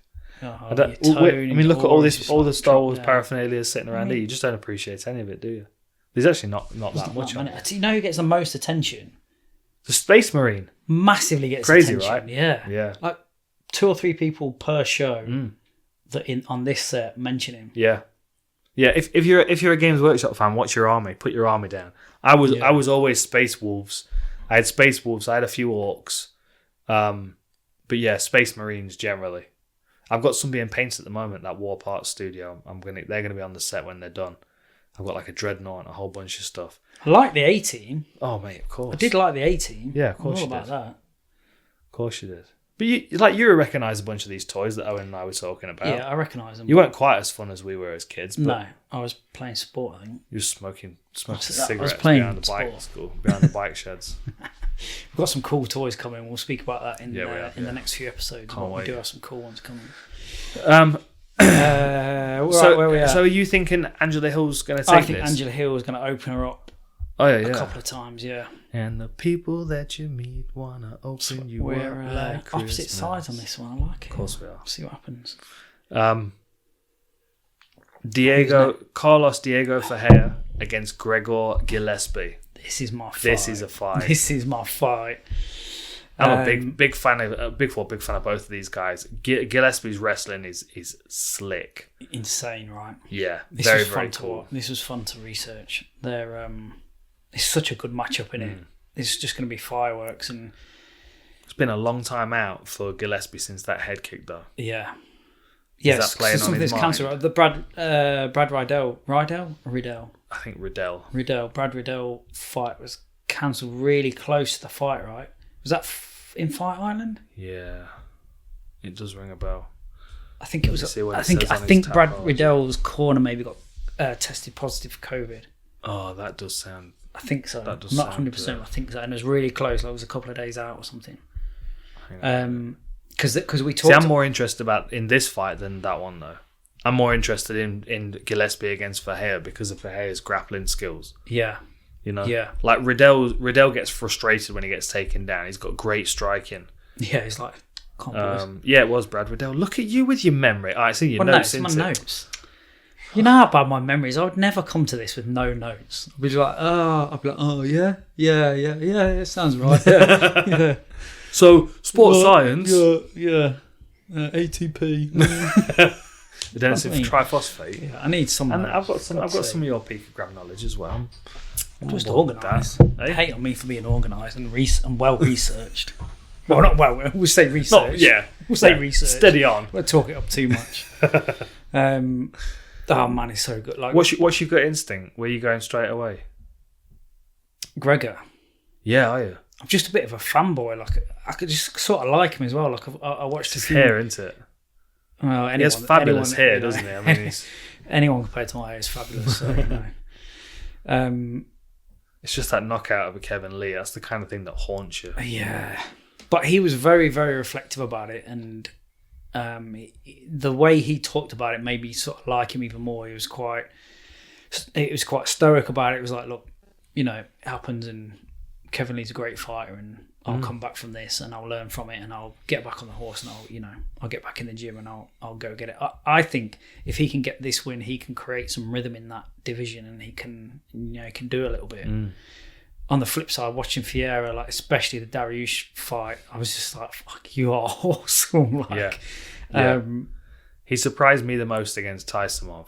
Yeah. Because you know, I've always rated Tysonov and you know, his ability to just be a well-rounded MMA fighter, and you know, he always looked to me a bit like a small GSP. You know, the way he was built and the way he moved, and you know, his well-roundedness. And that was at 242 in the Middle East, and Ferreirra he was just on form that night. Yeah, like Tysonov, he just didn't let him into the fight. Yeah, you know, he looked great against Pettis as well. He's sort of you know, like the Brazilian archetype. You know, his ground game's amazing. That's what you think of him. You think he's amazing on the ground, but he's like you said, he's well rounded. You know, he catches people with his hands. He's got some kicking. He's a good solid MMA fighter, isn't he? Yeah, and a scrapper as well. Yeah. Like you can tell that, you know, if he needs to dig whacked him a few times, and he just basically his instinct was to whack him back. Yeah, yeah, like all out of fence. Yeah. He's bigger as well. Man. He's bigger. He's got a 2-inch height advantage and a 3-inch reach advantage. They're about the same age as well. I was just looking at the age. Ferreira's 36, but Riddell's only 35. You better get a wriggle on if he wants a title shot. No, Gillespie. What did I say? Riddell.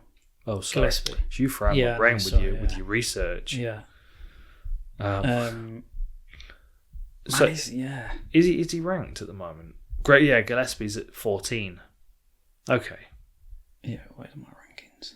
So it's 14 against 12, and Kevin Lee's right in between them. Wouldn't that be a fucker if Gillespie beats Ferreirra and then jumps above Kevin Lee in the rankings? You'd be like, hold on a minute. Remember what I did? Sense. This doesn't make any sense. Long Island MMA. So you're thinking Riddell then? I think Riddell. Yeah. Yeah. What decision?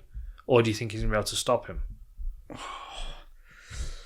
You can't be so confident then not have an idea about how it would have to be a decision. Like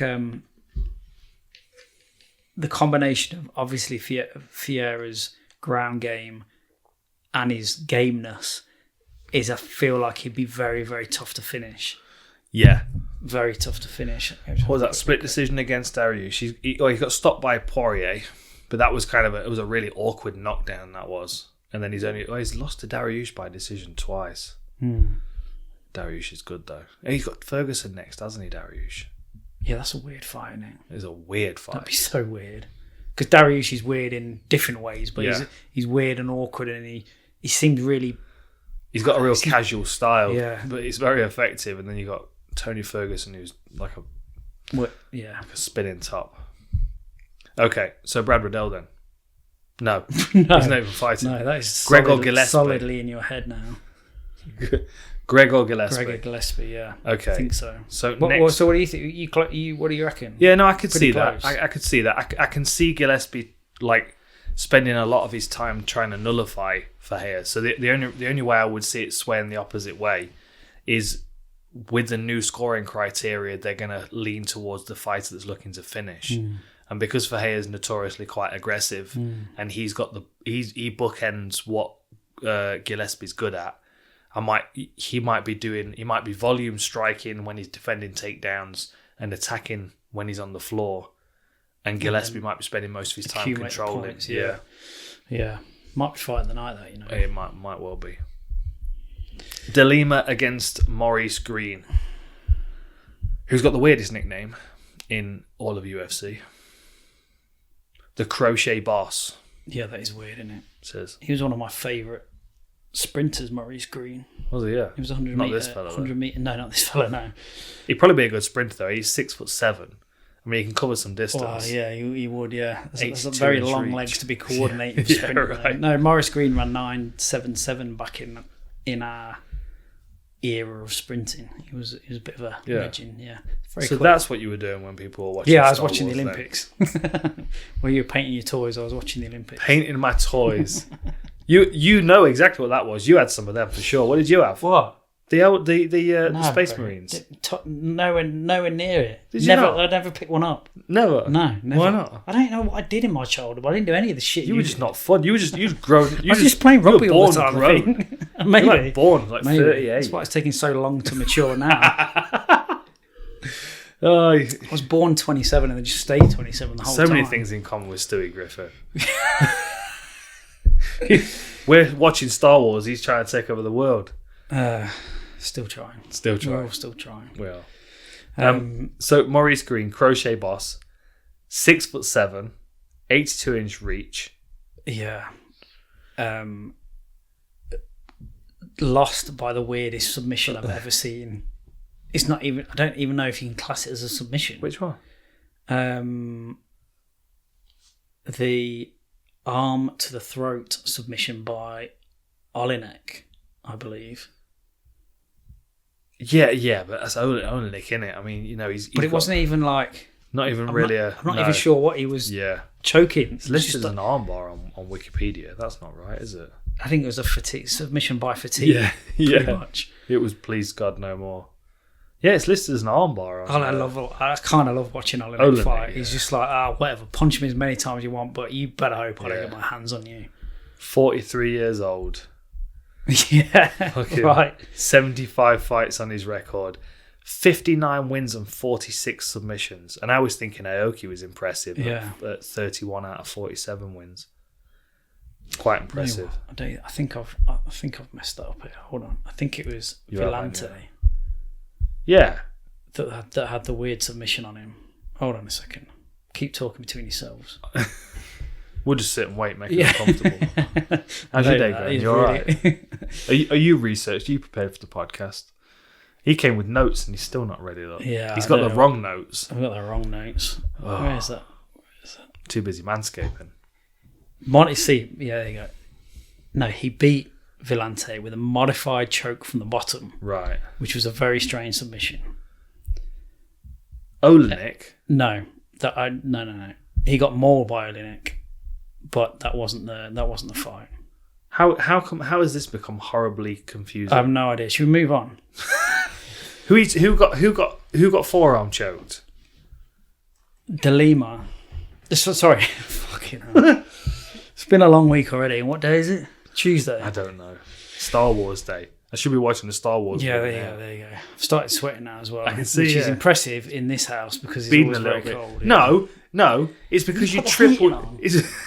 You put the heating on. You've told me that I've triple layered, and now you put the heating on. It's triple layered, you flash bastard. Why triple layered? Because it's cold. It's not cold. It's always cold, and now you've put the heating on. It's not cold in here. And my notes are wrong at the same time. Well, look how flustered this is a disaster. This is brilliant. This is the worst it's ever been. This is my favourite podcast yet. You've triple layered on the Merino Unbound. You can't.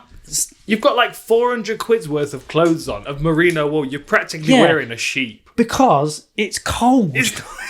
I swear, honestly, you go back and look at some of the podcasts, right? And my teeth are chattering. I'm going, shit. I wonder if they can see my teeth why are you chattering. Sweating now? Because you put the heating on. I haven't. It's on. The heating's always on. It is never on. It was Dracula's cave the other day. A couple of those early podcasts, you can see steam coming out of my mouth. It's so cold. Nonsense. It's not nonsense. I won't even start while you're warm. You know what? I've double messed up these notes. I've just looked back at them. The big Moldovan chokes De Lima. He's not even the right person. Anyway, moving on. What a mess. I don't even know where we are. I have no idea. My pages are all scrambled. Okay. Maurice Greene. What has happened? Maurice Greene was a great 100 metre specialist. Maurice Greene, 100 metre specialist. He's got great footwork. Very fast. Very fast. Taking on De Lima. Very fast in a straight line.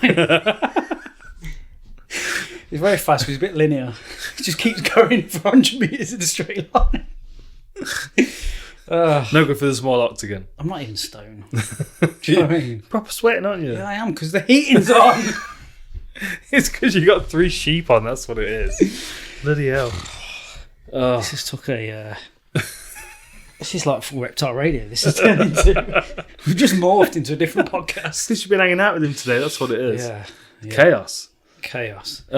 Right, where are we? So, De Lima... Who do you think will win between Greene and De Lima? I don't know. Honestly, I don't know. I just think it's going to be such a mess. I'm not madly interested in the fight, if I'm honest, which is reflected in the quality of my notes. I mean, if you look at the pattern that's been happening on De Lima's record since 2014, he's due a win. Have you got a heated button, or have you told me? Because what?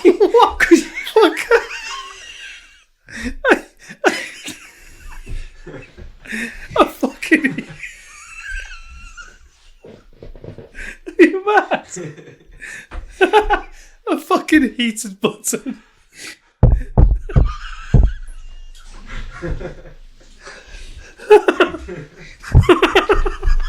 What? What? Because the other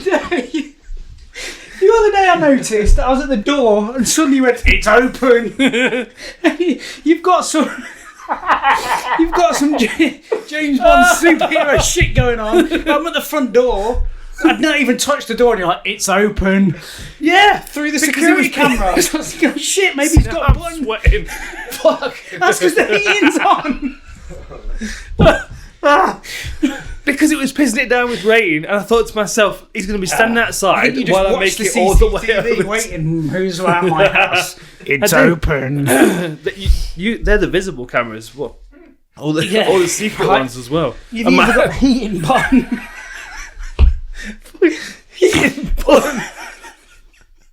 Or you've told me, right, in an hour, switch the heating on. That really fucking move.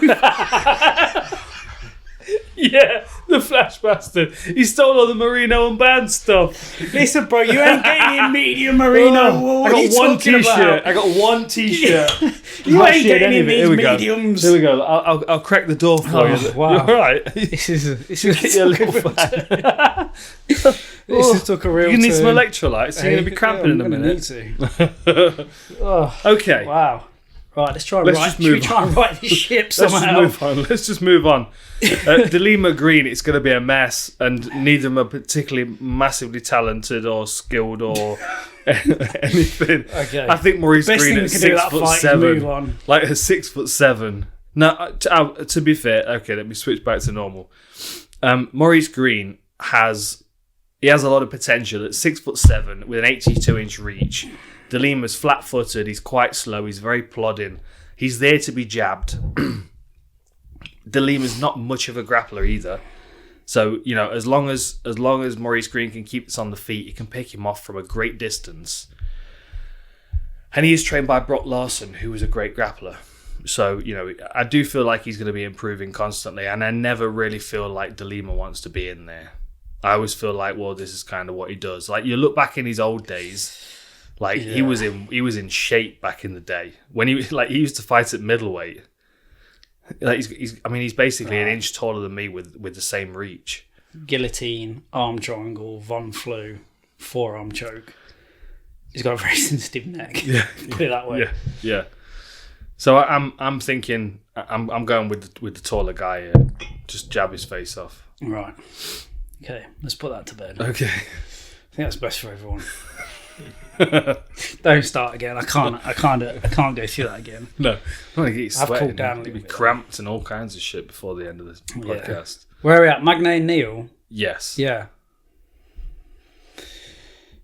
I mean, Magny's had some great wins, hasn't he? Of course, yes. Some some legit wins. Condit, White, Lee, Lawler. He's a good fight. But as is Jeff Neal, I just think Magny's got a pretty significant experience advantage, isn't he? Yeah, he has. I mean, he had that streak, didn't he, Magny? Where he was it like 4 or 5 fights in a year. He was active and he was taking short notice fights, and then there was that fight against Lombard, where for me, he turned the corner on that night. Like Jeff Neal's arriving where Neal Magny was probably 2 years ago. Like he's arriving in that same kind of position, and Neal Magny's been here for a little while, and he's got a few of those wins and picked up a couple of losses along the way. You know, he's got a really nice, almost Usman-like, straight, piston-like left hand, isn't he? Yes, he has. He throws but his arms are a lot longer. Yeah. He throws it a lot less. It throws it with very little tell on it. Mm-hmm. There's a real nice sequence against Bilal Muhammad, where I think he pops him with a 1-2 and catches him a little bit, and instead of sort of rushing forward and closing that distance and risking getting clinched up, he just sort of half bounces back out. Bilal throws a counter, and then he goes back in and lands 3 or 4 again. And ultimately, Bilal, I think, circles off and sort of escapes the barrage. But it's a really, really nice sequence. Really cool. Yeah. So, like, Neal's, I mean, he gives up height and reach. In a 5'11", he gives up a 4-inch height advantage and a 5-inch reach advantage. But he covers distance better, and he's got more power in his hands by the way he throws. You know what I mean? I think Neal Magny's effective with his striking because he's accurate and because he's intelligent in the way that he applies it. I think that I think he's gonna have to use his reach to try and stifle Jeff Neal moving forward into his range, to catch him with bigger shots. Like the strikes landed per minute, Jeff Neal's considerably higher on his striking output.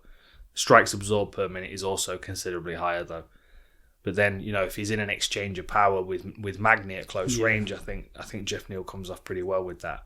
It gets interesting when they clinch, because Magny averages almost 3 takedowns a fight in a 15-minute round, but Jeff Neal's got a 92% takedown offense. Yeah. So, you might see Neal Magny trying to take him down and then getting punched in and out of the clinch, while he's closing that distance. Overall, Magny is a bit more well-rounded than Jeff. Yeah. Yeah, I think he's technically he's a better fighter. But, 13-3, he's in a good place right now. He's Jeff Neal. He's got a good opportunity to fight someone that is beatable in Neal Magny, but he's a tricky customer that's got a lot of experience. And if he gets a win over Neal Magny, he continues accelerating up the rankings. What is this? Oh, here we go. So 9 against 10. So if Jeff Neal beats Neal Magny here, he's looking up the rankings towards Chiesa, Luque, Masvidal, Thompson, Edwards, all the big names. Big one for him, isn't it? It's a bit of a gatekeeper fight. This one is for him. Yeah. Is an interesting one for you. So Neal Magny is 6'3" with an 80-inch reach, and De Lima is 6'1" with a 75-inch reach. So Neal Magny has a 2-inch height advantage and a 5-inch reach advantage on De Lima, who's fighting Maurice Greene. Yeah, not the sprinter. No, no. Yeah, I mean it's a bit of a coin toss. I knew I was going to say that as well. I knew it. It's a bit of a coin toss. You got that in your notes? It's a bit of a coin toss. It is. But I don't know. I've just got a feeling Jeff Neal might just be slightly sharper standing. Yeah.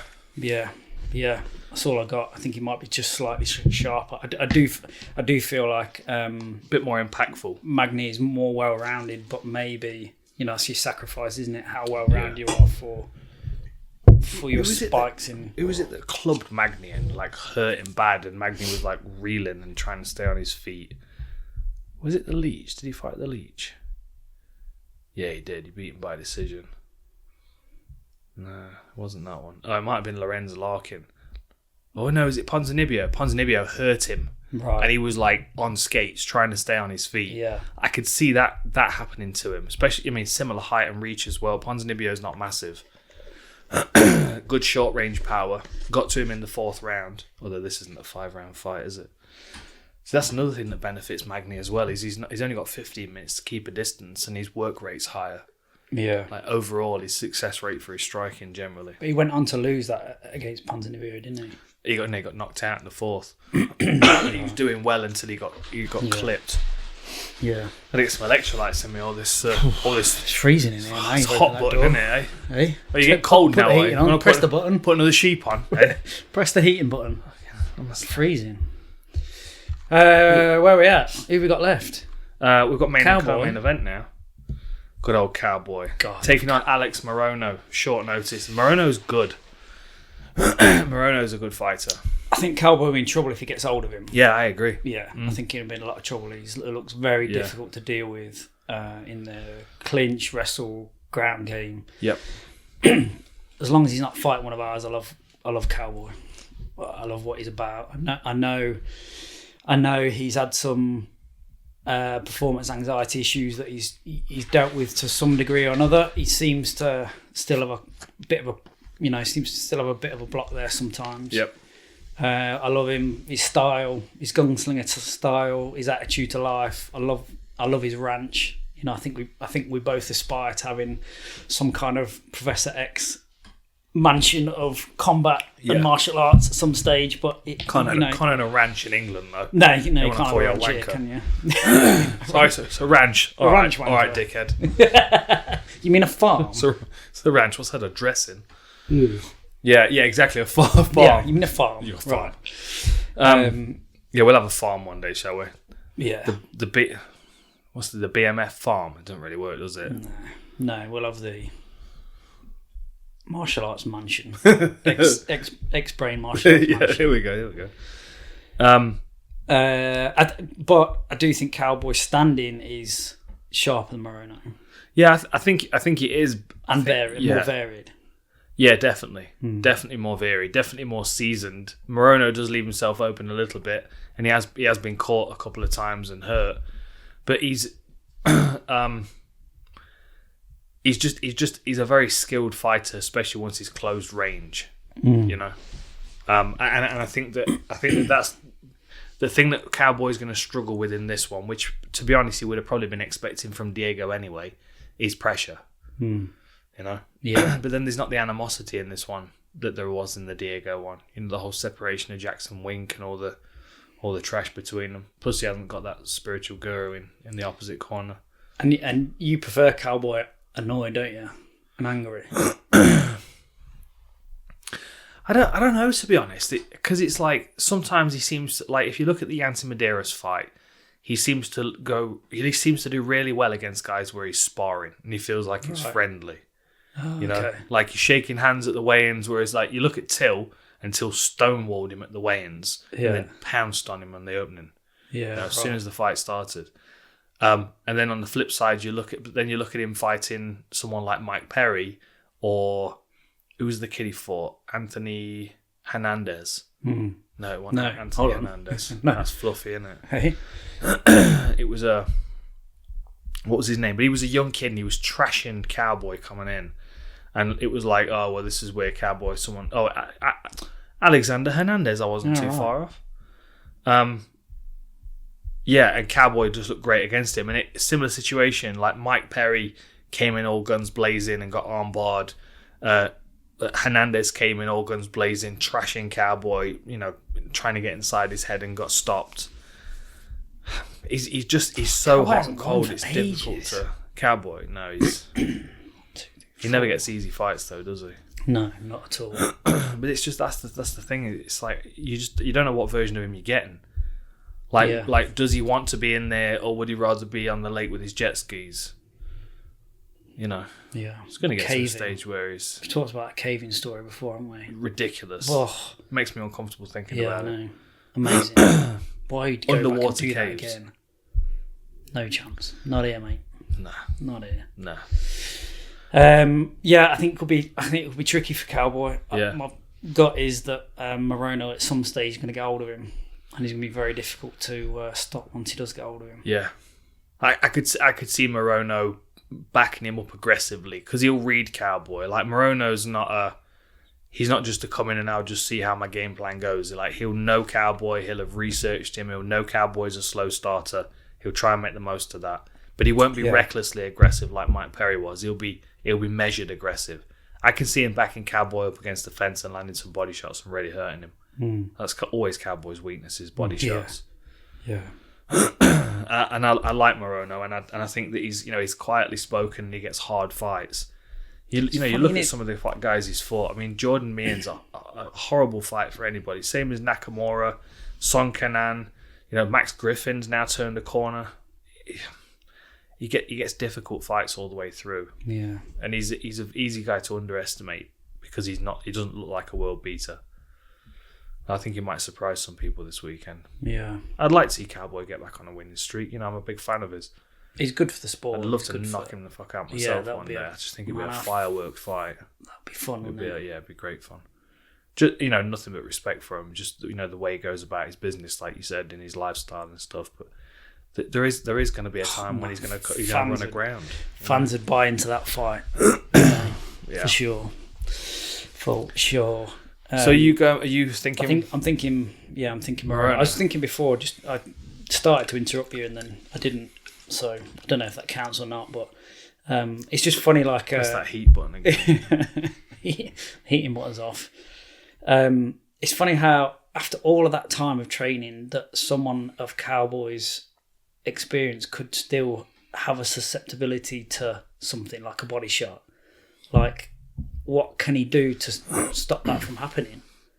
Is it like there isn't? I don't think he can, and I'll tell you why. Is if you look at this, if you get a good quality photo of Cowboy, a good quality profile photo where you can see his abs, you can see the scar down his midsection on his stomach. He's had a surgery from a motocross accident. Right, that makes sense. And I don't think ever since then he's been the same. Yeah, like you think like Pettis dropped him bad with a body kick. Yeah. There's been a few people that have hurt him to the body.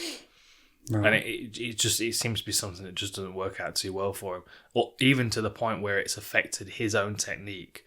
Like if you watch him throwing kicks, he guards his body when he's throwing kicks. Right, it's odd, but yeah. Yeah, interesting adaptation. Yeah. Main event then. Yeah. Marina Rodriguez against Michelle Waterson. What should you pick off the bat? I actually think Rodriguez, but I prefer Waterson. I think I prefer the way she strikes. She's very in and out, and she's crisp, and she's elastic. She gets caught. The thing that stood out is she gets caught with something that Rodriguez throws. So I've seen her get caught a couple of times with a sort of twisting overhand, and Rodriguez throws that really nice. And I think she stopped Ribas with it last time out. Yeah. And if that's a predisposition of Waterson, and Rodriguez has that, and she's had success with that, and she's looking for it almost, then those two things might come together, and Waterson come off worse. She's quite awkward, isn't she, Rodriguez? But she manages to generate a little bit of power. Yeah, She has a similarity to a fighter I used to train back in Los Angeles, and when I was holding pads for this fighter, I would have, if she was a beginner, I would have changed the way she threw her right hand. But because I'd seen her fight and I'd seen her knock a few people out, I was like, Roxy. I think you mentioned it before. Yeah. I'm not going to change this because like she flares her elbow out and drives the punch down. Rodriguez does the same thing. Yeah. I don't know whether it's a difference in female physiology, and you'll probably know this better than me. But whether there's like it's easier to generate power from this position. Yeah. You know what I mean? I'm not sure. It's very rare that you see a female fighter throw a crisp rear punch the same way a male fighter would and have the same kind of power. Yeah. Usually a female fighter will stand slightly taller and punch down. It's funny. So I saw it was just a still, but I think it was some sort of brawl in a team sport, and everybody's elbow was elevated as a punching. They were punching over. So it's almost in our nature to punch that way. Yeah. But the more efficient way is the elbow in, which obviously has to be trained into trained fighters.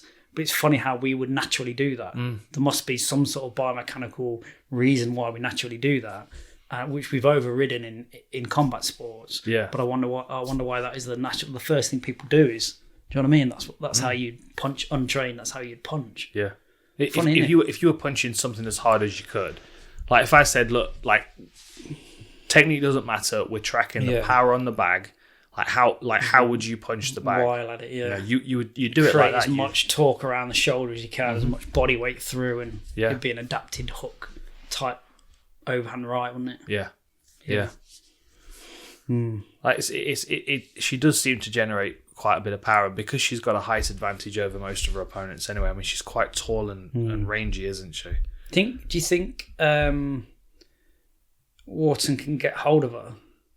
Do you think she'll try and wrestle her? I think she could. I think definitely think there's a potential. Waterson's got good grappling and she's got good hit throws and stuff out of the clinch, which I think could be useful for her. She uses her.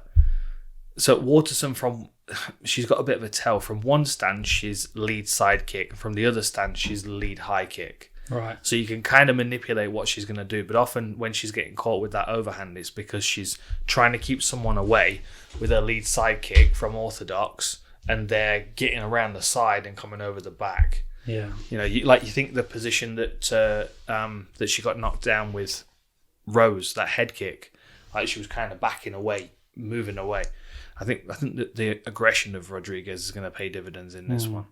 And I just think she's on a streak. Watson again, she's she'll find that point in her career where she'll start to ebb and flow a bit, and I think Rodriguez is just, I think she's a serious contender in this division.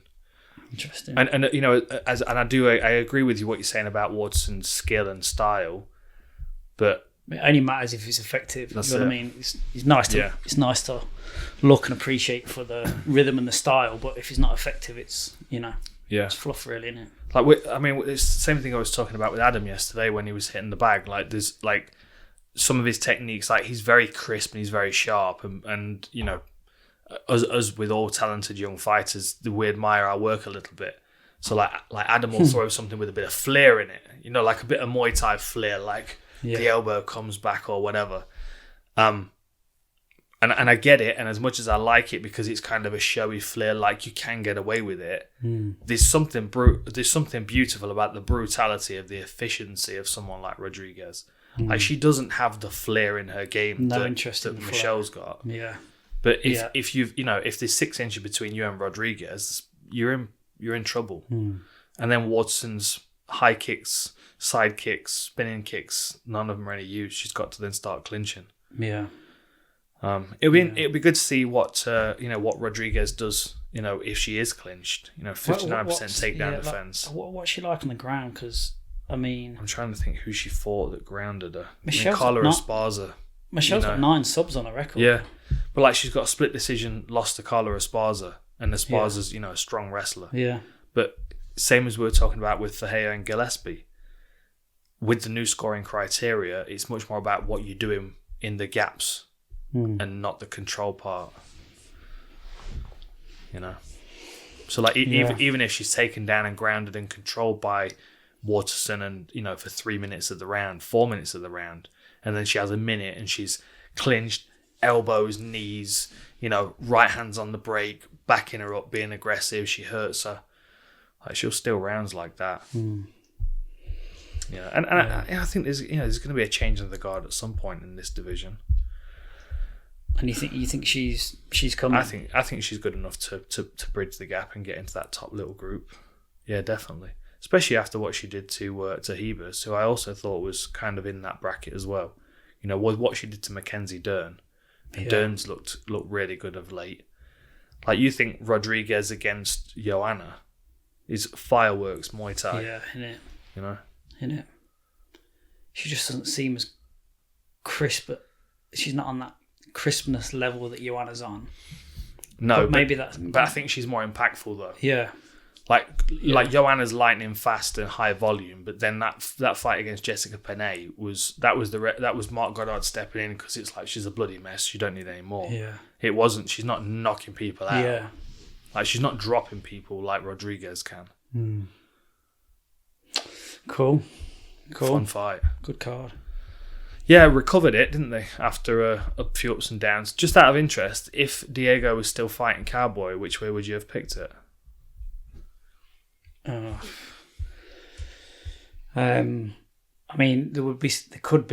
could be similar problems in that it depends which one of the multiple Diegos is going to turn up. Yeah. If it's plan A, plan B, I think Cowboy's in a bit of trouble. We haven't seen plan A, plan B from Diego for a while. Yeah. We can get 5 versions of Cowboy and 5 versions of Diego, and they could all be very different versions in each fight, couldn't they? Yeah. Imagine the multiples of outcomes you could have with those squaring off. Yeah. I was just interested in it because of the fact that they were former teammates. So they must have had rounds together. Yeah. And with them both being so unusually balanced mentally, shall we say, with Cowboy being up and down, I'm a world beater, I want this guy to be my mate, otherwise I'm not be comfortable fighting him. And then Diego, who's, he's pretty much the Tom Cruise of the MMA world at this point. It's like, That's a nice reference. like what's the... That's how crazy you are. You're the Tom Cruise right now. Jumping on a sofa telling everybody how much he loves his guru. Yeah. That was the question for me about that fight, is like, how do they perceive each other psychologically? I feel like Cowboy could tempt Diego into standing and banging. Yeah. And then I think Cowboy is better there than Diego. Yeah. See, I kind of feel like, I mean, this is me entirely speculating, because like Cowboy's good striking, Diego's reckless striking. Yeah. So that is good ways for Cowboy to manipulate Diego and hurt him, but the ferocity of Diego would make Cowboy very uneasy. And Diego's wrestling is better than Cowboy's, I would say, but Cowboy's ground game is pretty good. But I would, saying that, I'd credit Diego going into the Aoki fight to be able to stay fairly safe. So I don't think Cowboy will be able to sub him. So if I think about those two boys sparring over the years, I would imagine Cowboy's perception of Diego is that he can wrestle like a killer, and that would get inside Cowboy's head. And then if Diego came in and did what he did to Mickey Gall and to Craig White and was just all over him on the floor, the ferocity might get inside Cowboy's head. Yeah, and like from Diego's point of view, from the historical sparring, it's like, oh yeah, he's got good striking, but I know and he knows if I get hold of him, he's in trouble. Yeah, that's a big thing coming in, isn't it? Big. Yeah. It was interesting with the Burns and Usman thing, how that played out. Yeah. Cool. Hilarious. All good? Cooled down a bit now? Yeah, I'm freezing now. I'll put my third layer back on. Yeah. Wicked. Anything else we need to mention? Codes or? Check out Manscaped. 20% off, free shipping, of course, with the full reptile code at checkout. There you go. And go grab yourself one of them. Nalgene from us, and you'll get the 3 sachets from X-Brain. 3 sachets. 3 sachets. Hydrate yourself and shave your testicles. And we'll see you next time. At the same time, maybe. See you next week.